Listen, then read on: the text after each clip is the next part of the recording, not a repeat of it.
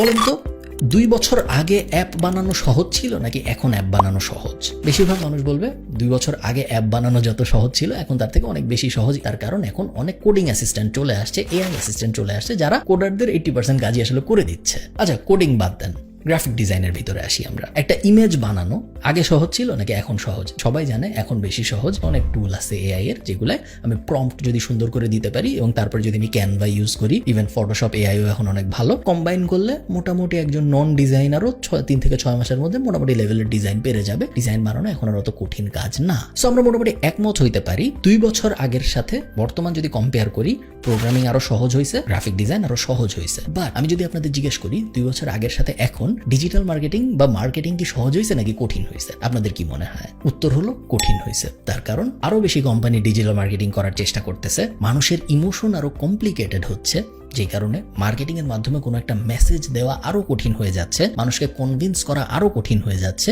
এবং এই সব কয়টা কারণ যখন আপনি মিলাবেন, মানুষের কনজাম্পশন প্যাটার্ন, মানুষকে কনভিন্স করার কষ্ট, আরো বেশি কোম্পানির মানুষকে কনভিন্স করার চেষ্টা, সো রিয়েল এস্টেটের স্বল্পতা, সব যখন আমরা মিলাই তখন আমরা দেখব ডিজিটাল মার্কেটিং ইতিহাসের যে কোনো সময়ের থেকে এখন আরো বেশি কঠিন। তার কারণ এখন মানুষকে কনভিন্স করা আরো বেশি কঠিন, এবং যতই দিন যাবে ডিজিটাল মার্কেটিং আরো কঠিন হইতে থাকবে। এবং মার্কেটিং এমন একটা জিনিস যেটা একটা টুল দিয়ে রিপ্লেস করা যায় না, যেটা অন্যান্য অনেক স্কিলের জন্য সত্য।